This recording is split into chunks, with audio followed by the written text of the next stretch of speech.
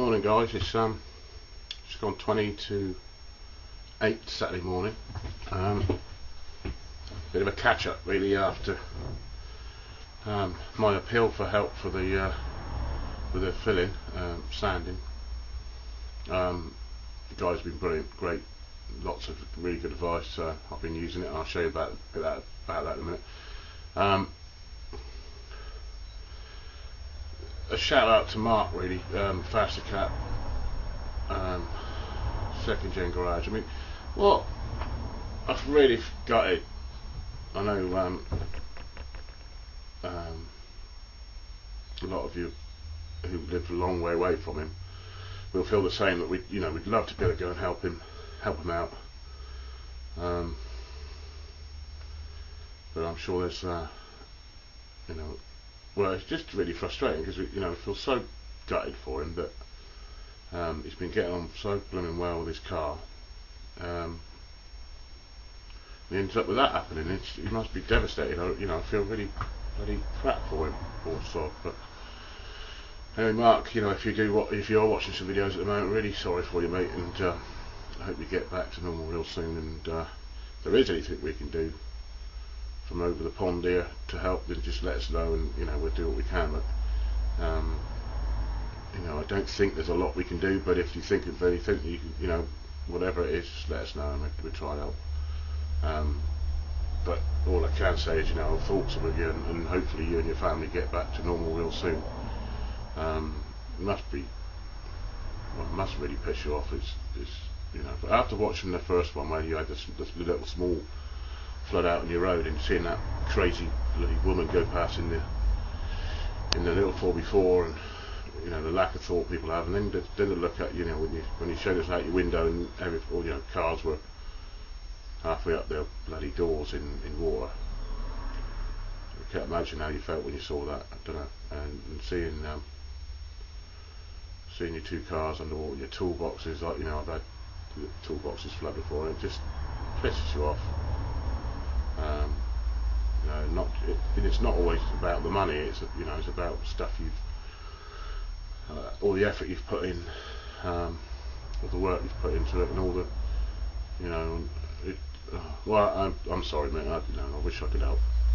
And like I say, if there is anything, just give us a shout and see what we can do.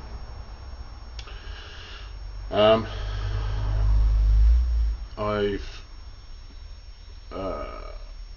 realised that I'm very heavy-handed with my sanding. I work a lot, or have worked a lot with really heavy stuff at work. So working on construction machinery for the last 20 odd years, until recently. I've got a pen pushing job now, so it's a bit different. But my hand skills, I suppose, my first 5 years was in a garage, and I guess servicing cars day in, cars and little vans day in, day out, it just was boring, and I found it boring. Didn't get any exciting, apart from the old head gasket and stuff like that. We didn't get anything particularly exciting. I left and went to work on construction machinery, diggers and cranes and dump trucks and etc. And it was completely different, really cool. And that's where I started. We did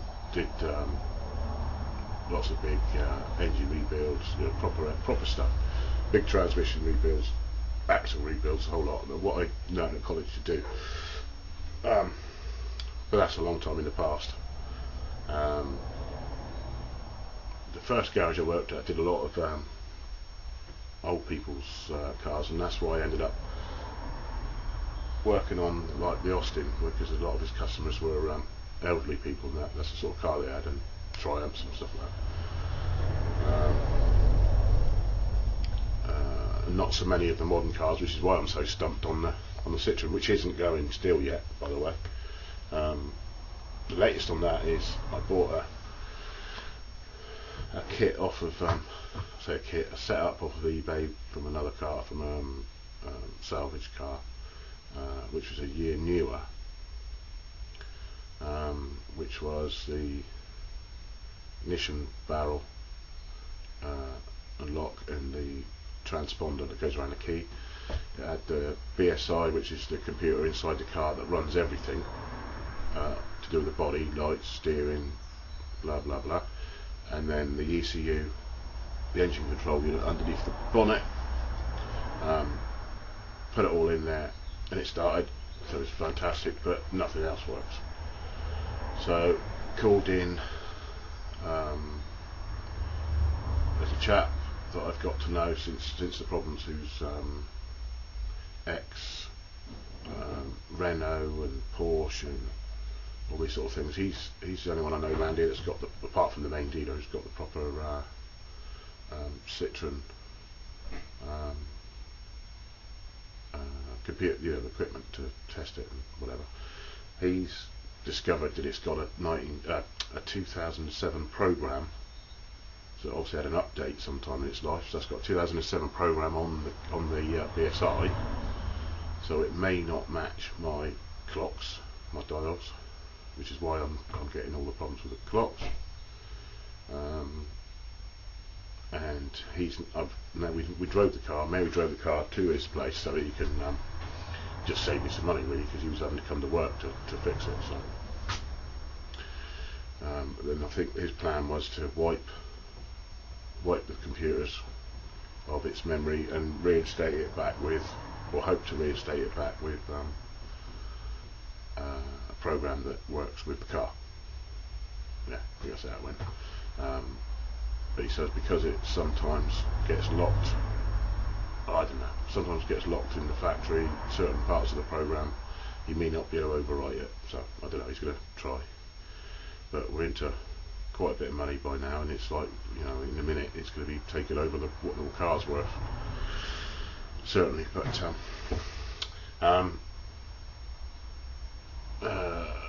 let's be spending more money again. Bought some more of these. These are made from the it's, I think you can see they're short and curlies, shaved from the groin region of a Newcastle docker, I believe, because they're well hard up there, up in the northeast of England. They go out in the winter in just their vest and stuff. That's how hard they are. It's quite cold actually today. I've got my jumper on. It's a thin jumper. It's not a thick one, but it's a jumper. Anyway, so that's, Tim's Beetle will bear me out on this one. Tim's Beetle, he's from the Midlands. They're more lovers. They're more smooth, more lovers than fighters up there. I think he'll agree with that. I don't know. I might be just talking crap. But anyway, so got a stack of those. Got to finish stripping the rest of the paint off. I've changed fuel cylinder on Vincent because Mary was grumpy about not being able to see how much fuel is in it. But if you can see that, the float has got, well, I reckon it's about a pound's worth of petrol in it. It's got about an egg cup full of petrol, which is worth about £1 over £1. So I might drain that out. But anyway, so we've got a nice new sender unit on the car, £45. Incredible. Used to be £9 when I was in the garages. You could get a starter motor for £9 as well for a Mini back then. They're about £60 now. Anyway, so just took that to fill out the petrol, so that Mary doesn't have to. And that seems to be fairly accurate, going by, I was measuring it with I obviously now, I made the petrol tank in the car, so I know its sizes, and I normally work with a ruler. It's 20 inches high, and when it gets to around 4 inches high I put some petrol in it. Anyway, so that's that. Time to go out and have a walk. I've got some more all my sandpapers were like 40 grits and 36 grits and sort of up to 240 grit. I've gone completely the other end because of my heavy handedness, and I've got some 1000, some 800 and some 600. Neil was telling me about, gave me some advice and about the grits, and Milo told me about. I said Milo actually. Yeah, Milo, thank you for that. He sent me a PM with some advice on it, and a link to a blog that looks like he produced for someone else as well. And I sat and watched that, yeah, brilliant. You know. So anyway, found it really useful. Thank you.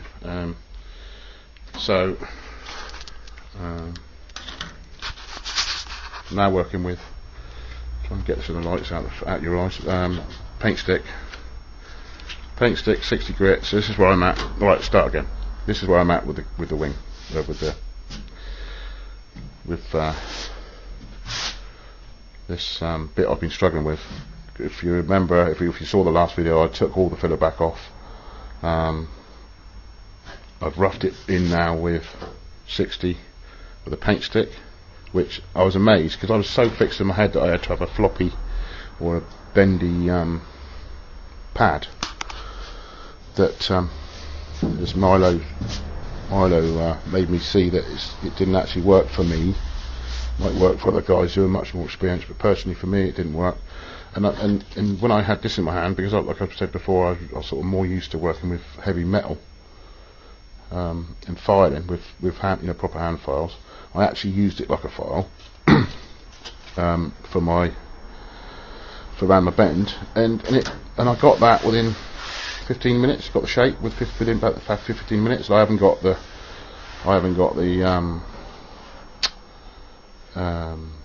corners that I had in it or anything. It just went straight round, and like I say, it's roughed in now. I've put some guide coat on, and a bit later on I'm going to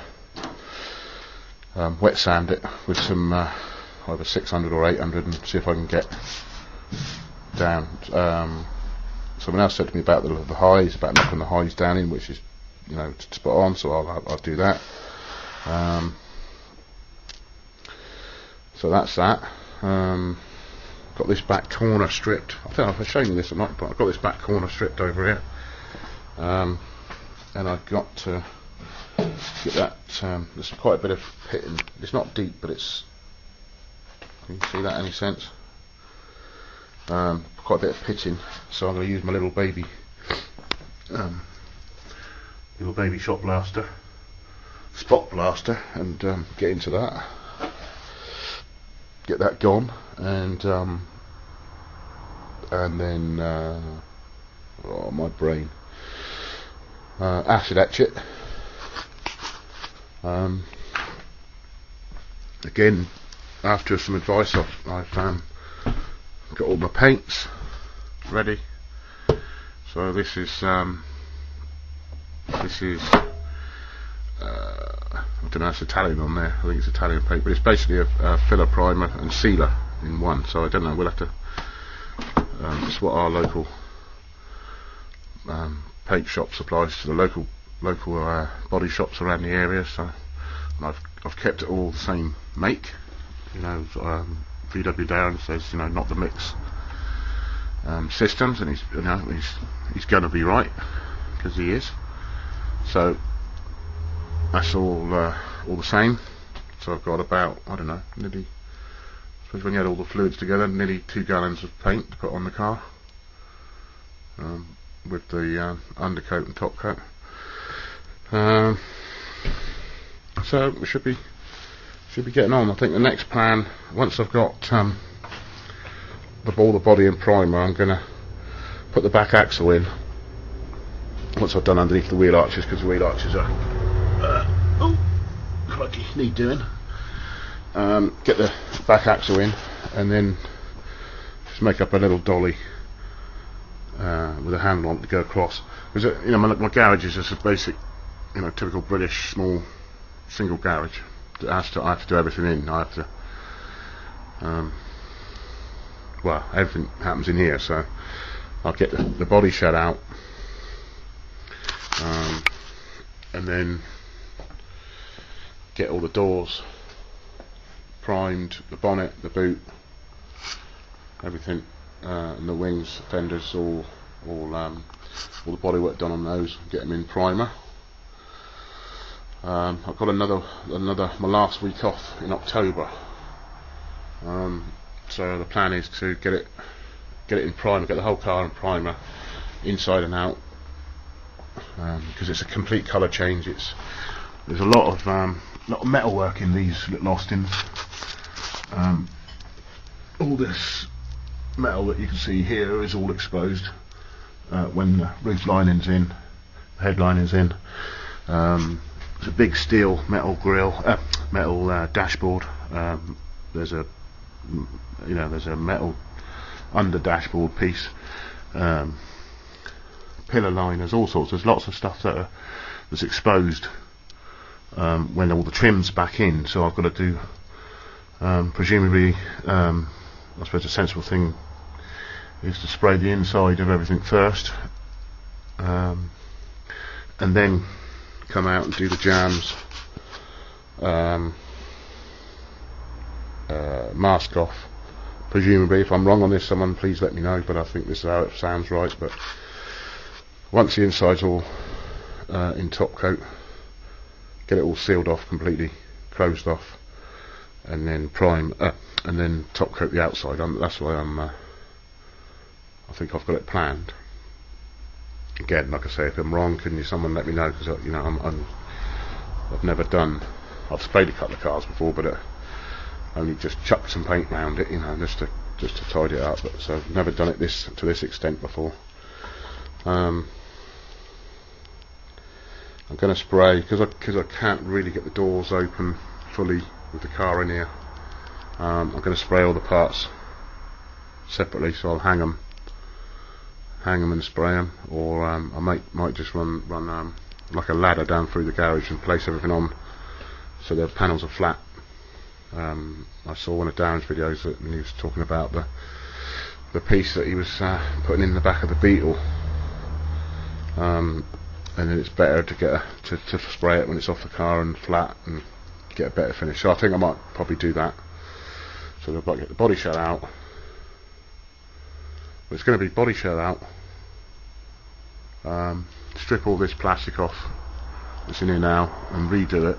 Like I said before, there's only £1 a sheet, so £1 a sheet. So replace that stuff, get it washed and cleaned in here before I start the painting bits. Seeing the Ice Road trucker Dave there with his sheet outside the garage door, which is it's obviously a brilliant idea. Stop the dirt. I've got some pretty fierce gaps. I was going to put some stretch some muslin cloth, like polishing cloth, across the gaps to try and stop any dust coming in. Because when I get my little fan going, it does suck. It's quite a negative pressure in here, so it will draw any dirt and crap that's outside after wash the garage door. Anyway, I'm kind of waffling a little bit. Sorry about that, but it was anyway, update. So,